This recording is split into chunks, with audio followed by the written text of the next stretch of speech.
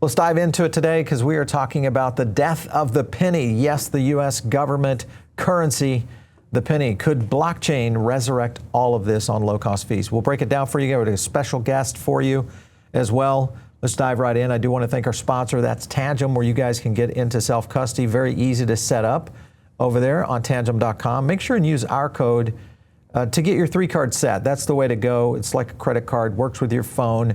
Very easy to set up self-custody. So I recommend everybody do this. So use our link down below. It does help the channel. All right, let's go over to a couple of points. We are going to be getting on with Sandeep from Polygon to break down where his blockchain is going, but also take a look at low-cost fees. You look at what's going on right now in the U.S. government. The mint now strikes its last penny. I wonder what that's going to be worth. The last minted penny, completely phasing out. And this, of course, is rattling retailers as we start to see this transition. I want to go to this clip to kind of break it down. Take a look. Well, after 238 long years, production has come to an end. Now, here is the moment the mint produced the last penny. A press operator stamped it right there. U.S. Treasurer Brandon Beach oversaw the final strike. He says the sale of pennies is heating up. I have people wanting to buy the pennies for 2-3 cents each. Oh my goodness, I've never seen prices like this. Companies eventually start rounding up or rounding down, but no mandates have been given from this administration. Will it be around, like how are they going to handle prices? That'll be an interesting discussion. All right, so it is going to be interesting because you're going to have retail, I think, that probably is the most impacted on this, but it's most likely going to be a scenario that plays out across other sectors of industry as well. The things we're looking at when you compare to what's going on in the RWA sector, you can kind of see the growth right there. Polygon holding at the number 4 position, always really around the top 5 when it looks to RWA value and overall value.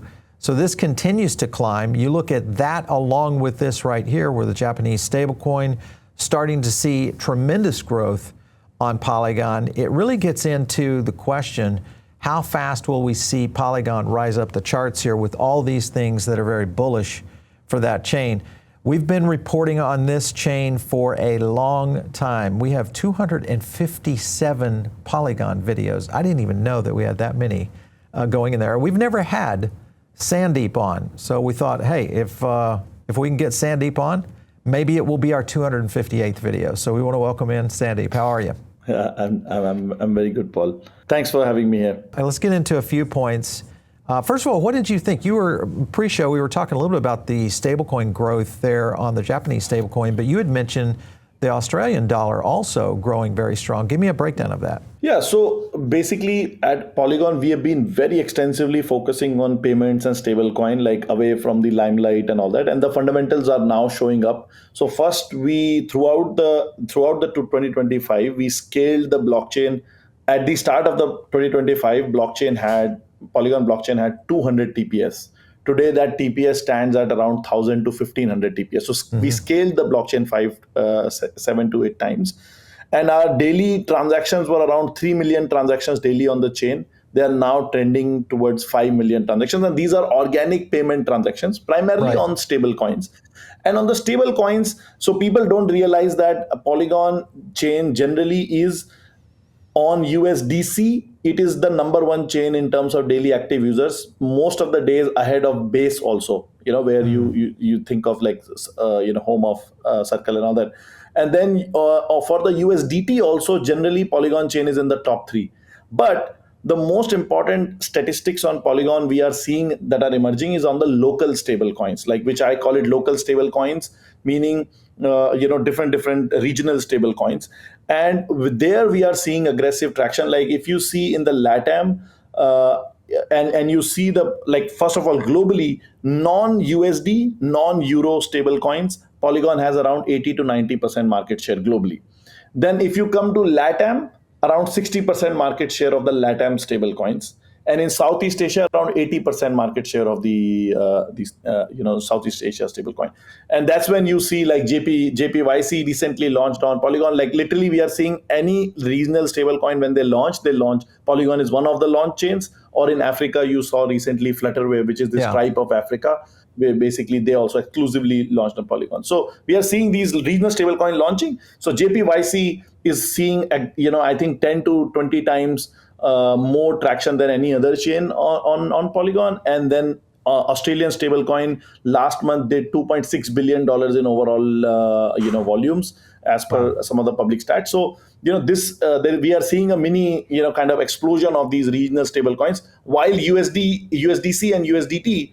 Mind you that Polymarket is actually built fully on Polygon, right? And there you already see it uses USDC. So we already see a huge amount of USDC transactions happening on Polymarket also.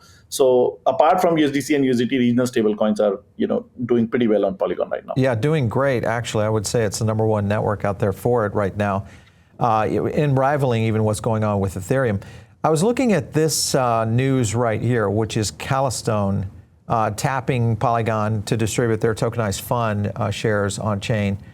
What does this mean for you guys? Is this a big deal? Yeah, absolutely. And you see in the RWA side, like for the last 2 years, we got into RWAs very early, and you were showing some RWA statistics there. And I think like one important characteristics that you should see there for the stable coins is the part that where they have the transferability, right? You will see that the transferability is very important part, where that means it's not like somebody just picked up this stable coin RWA and then just posted it on chain and saying that we have this many billions of TVL. These are actual stable coins these are actual RWA assets which actually have transferability and payments and money movement around that. And we are very focused on the payments and money movement. So this is one of them. But if you see, if anybody is interested, like you see the last 6 months of Polygon's journey, you will see multiple European big banks, multiple banks across the world. Generally, also they have launched these large hedge funds or other kind of their NAVs as RWAs on chain. And we are continuing to see, this is like a very small thing compared to what is happening right now, and which you are going to hear in the coming few weeks. Unfortunately, under NDA, I can't say, but you will see like multiple multi-trillion-dollar asset managers are coming on chain and doing much bigger stuff. Yeah, I like it. Well, that's a good indicator, I think, where we're going to see a lot of this moving in the near future, especially with tokenized assets flowing and compelling into the market. I'm looking at this data right here. This is USDC monthly transfer volume on Robinhood. And if you can see, Polygon actually doing very well over here. So my question is, why do we not have Polygon listed on Robinhood? What is going on here? I'm Vlad, what's happening here, Vlad? I'm going to take this... I'm going to take the clip from here and then, maybe tag Robinhood people or ping them. Absolutely right. Like you go and check the Stripe statistics also. Like Stripe, the largest amount of volumes happen on Polygon only for Stripe, right? And you are going to again, I'm not saying, but this probably coming Thursday, like I think 17th, you are going to see one of the biggest and the largest, Fintechs in the world also, kind of announcing their move on Polygon. Okay. And these things are happening because you are like now finally able to see this because these things are compounding now for us, right? And we have been at work on this for last 6 to 12 months. And I want to remind the viewers also, like back in the day when Polygon was at, you talked about the price chart and all that, when it was peak of its, this thing, then at that time we were doing more, if you remember, enterprises like from Starbucks to Coca-Cola to the biggest of the biggest were actually launching on Polygon. And that is what we get more instead of meme coins and all that, where we get less. Like our DNA, like my DNA personally is not a very speculative, of the kind. And so the utility is what we see. And we are good at, and I think like good to see that the markets are actually coming into the utility side, and that is where we are pushing very heavily. When you look at USDG, this of course is focusing on Solana right now, and you compare that. What happens when Robinhood enables USDG? Do you think this is going to explode the use of this stablecoin into the market, especially with their distribution right now? Yeah, I think like the USDG is expected to or probably like is going to launch very, very soon on Polygon also. And I think this is like a stage-wise launch for them. And I definitely feel that, Polygon being one of the premier, kind of areas for the stablecoin launch. I think USDG will also be launching pretty quickly, and I think I know for a fact that the teams are discussing like how we can also help them to get more and more distribution on Polygon, because it's still fairly new Yes. and early days for USDG. Yeah, for sure. Other big news, of course, is Polymarket announced a big press release here with TKO. That's basically the UFC.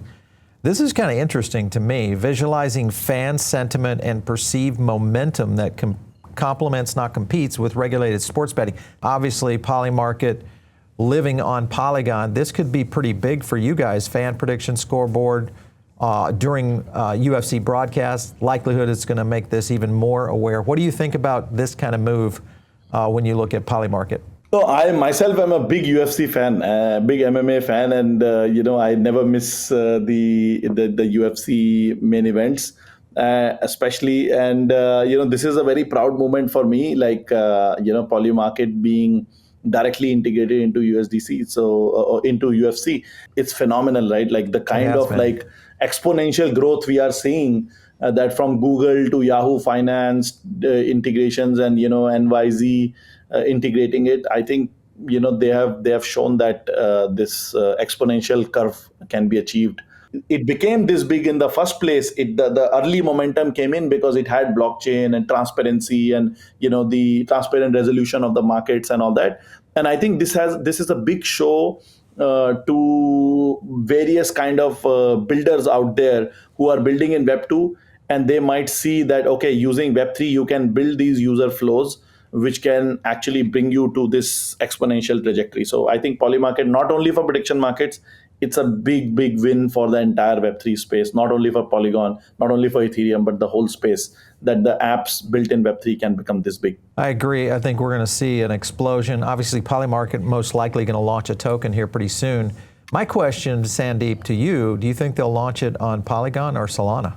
I think that the coin they should actually launch on Ethereum itself, like all the companies that has been the standard generally, that the base coin should be launched on Ethereum, and that can be like airdrop to their users on Polygon or wherever they are using. Right. But I am a big believer of like the base value should stay on the maximum decentralized settlement layer. And I consider that Ethereum and Bitcoin are the only two chains which can claim that they are the true settlement layers in Web3. So for a company as big as Polymarket, I would recommend them to launch on Ethereum. The base token should launch on Ethereum. And for distribution and all that, they can use, obviously Polygon, like, which is a cheap and faster execution environment. Like, I don't see the chains as L1s and L2s. I see them as execution environments and settlement environments. Okay. Ethereum is maximally decentralized with thousands and thousands of validators. That's where the value stays. And then for doing the user transactions, use an execution layer like Polygon. Well, hey, Shane watches the show, so he's probably listening to this right now.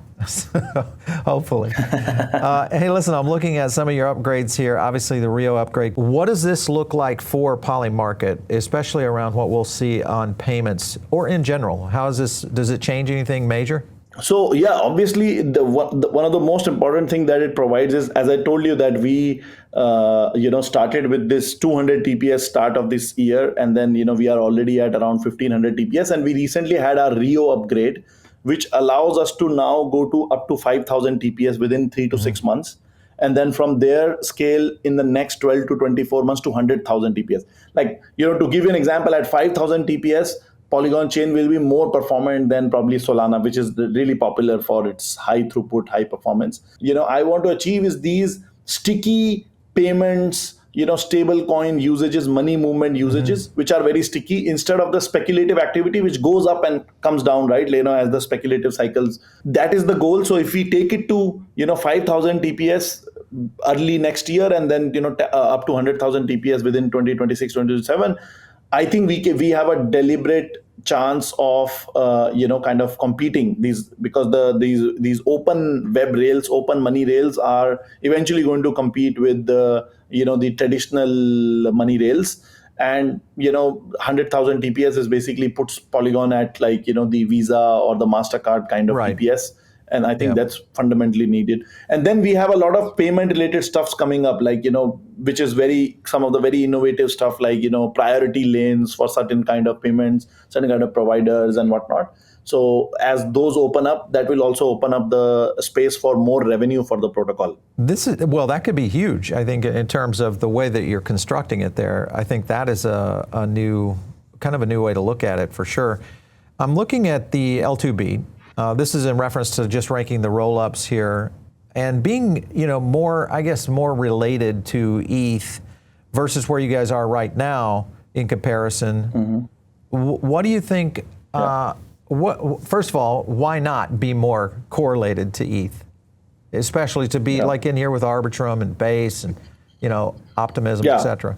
Yeah. See, basically, this L2 Beats is based on a certain kind of construction, which is basically the layer 2 construction, which is based on the kind of proofs they send. So Polygon POS sends a specific kind of consensus proof instead of a ZK or an optimistic proof. That allows Polygon POS to be extremely cheap, because others these Arbitrum and other Base and all the other L2s, they are sending their data and proofs to Ethereum, so their transactions are sometimes costly.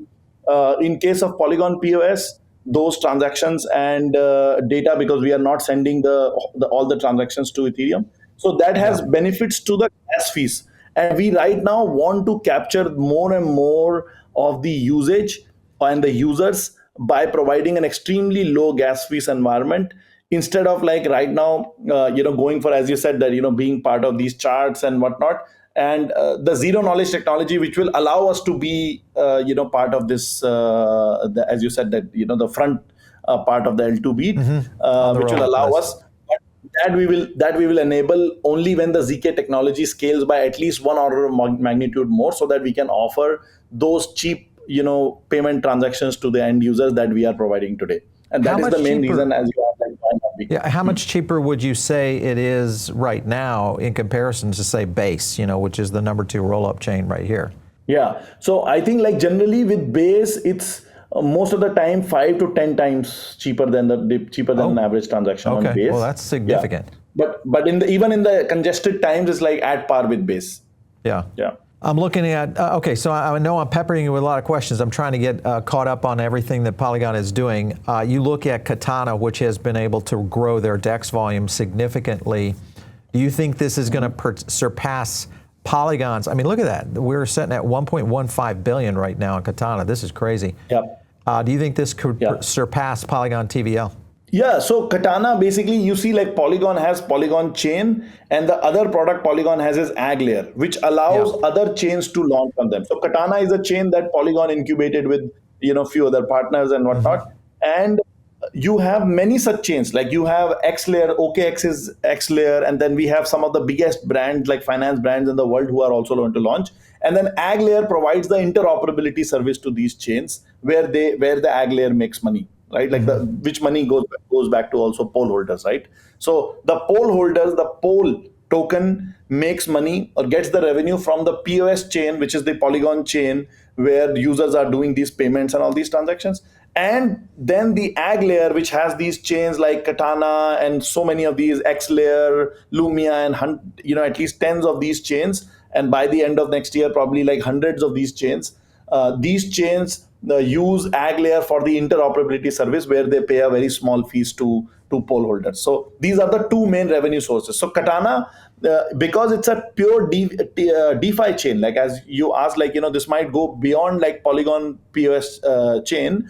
That is the total value locked, and it might go. But the purpose of these two chains is very different. When you see the TVL, it is the TVL logged in the DeFi protocols, whereas the Polygon chain is primarily focused on payment. So obviously those stable coins are not going to show in the TVL of the DeFi protocols, whereas on Katana, all the TVL that goes there shows up on the TVL of the DeFi protocol. Right. So on Polygon chain, for example, you have $3.5 billion in stable coins, and other coins also include 3 billion. So Polygon is actually at $6 billion if you look at the total value secured. If you roll them all up, in comparison, versus the 1.15. So it's a much bigger environment than that. But Katana is fully focused only on a specific DeFi use case. It's a DeFi super app, I will say. Speaking of DeFi use cases, vaults are becoming a huge thing. We're starting to see other chains out there. Adenye's, of course, over on Sui Network is launching stuff there. You can kind of see with Kai Finance. What's the best way to earn yields in vaults and safest on Polygon right now? So the best and the safest, like we have vaults like Morpho is actually launched on Polygon, and people can have their deposit lending activities on there. Then on the ag layer ecosystem, you have Katana and probably like bunch of vaults on the ag layer side also. Plus we have a particular product. So another thing which I did not mention, like on top of ag layer, we have this vault bridge, which is currently like probably also already growing as one of the top vaults in the space, is where people bridge into the ag layer and the ag layer connected chains, so that kind of puts your stable coins and the money into a lending borrowing protocol on Ethereum, where those coins can be lent, borrow, and then you earn a yield on that. And then a representative token is given on the other side, right? So let's say you moved $100,000 onto a chain, onto a, let's say, Katana or some ag layer chain, you get your yield of $100,000 on Ethereum, and then plus you are also you are getting your $100,000 on the other side on the chain to do your activity. So you literally are also making yield. If you take those stable coins and put it in a DeFi pool, you also get yield on that. So that's the DeFi supercharging Katana does, and that's enabled by Vault Bridge. That is another protocol of Polygon. Listen, we've been covering Courtyard for a long time. If you look at where Courtyard is currently, I'm just looking at the DeFi Llama data here, and you can also see a good comparison of where they're ranking in comparison to, some of the other big platforms out there like BZ and Fidgetals. What about if Courtyard doesn't open its platform up? Do you think that's going to be a deterrent for Courtyard to grow? What are your thoughts about Courtyard right now? For Courtyard, first of all, the team is absolutely one of the best teams that I've seen executing. I think because of Polymarket, they get overshadowed, but people don't realize that they might be the second or the third, the third largest or the fastest growing app, which is actually generating a huge amount of meaningful revenue and sticky usage. And, I think that I believe in the team that, they are very forward looking. They figured out this market where everybody thought that, their Pokemons are also real world, kind of NFTs, right? And a lot of people initially, because NFTs were used to be these abstract artwork NFTs and PFPs and all that, and a lot of people discarded that, this will not succeed. This has never succeeded, the real world NFTs on blockchains. And what you are seeing now with Courtyard proving that, I think that, a lot of this is going to happen. Like Fidgetals, for example, was a big buzzword back in the day, but I think Courtyard, in a way, those Pokemon cards can be said in a form of they have a physical card, and then you have they are Fidgetals only. And I think once they have proven the success for that, I think similar kind of categories which have that kind of fan bases, I think, they will, and the team will, I believe in the team that they will be the, kind of fast movers, and they will do wherever they will see their actual business. They will not do for hype. The team, the way I know the team, they will not do some things for hype. They will do it only when they feel that the revenue and margins can be made here. Well, listen, we'd love to get a warm handshake into the team, because we'd love to have them on the show. We've attempted to reach out to them quite a bit, so hopefully we can get them on. We'd love to have Courtyard to come on the show. 100%. I will get it done. Yeah, I will. All right. Last question to you is on the meme coins scenario that's playing out. I'm over here on Dex Screener right now. And of course, I don't see that many meme coins coming in on Polygon. We've seen them on Sui, we've seen on Avalanche. Is that the problem? Is there's just too many on other chains that it's just not really beneficial to start to go in this direction? What are your thoughts? I mean, see, we could never, as I said, it's about the DNA. And we would love to have these meme coins and other kind of trading activity on the chain. But I think as a team, we don't have the DNA to have these, meme coins, to grow these meme coins. The chains where you see these meme coin activity a lot, you see that the team's DNA is also very, kind of aligned to that. For us, I think Solana community is like that. They are really, really cool for these meme coins and all that. Like, we were never like that. And so we never really ventured into the meme coins properly, to be honest. Like they were like, there was Markets, there was a small attempt like that. But we could never understand the whole market. And by now, like the market is already too big.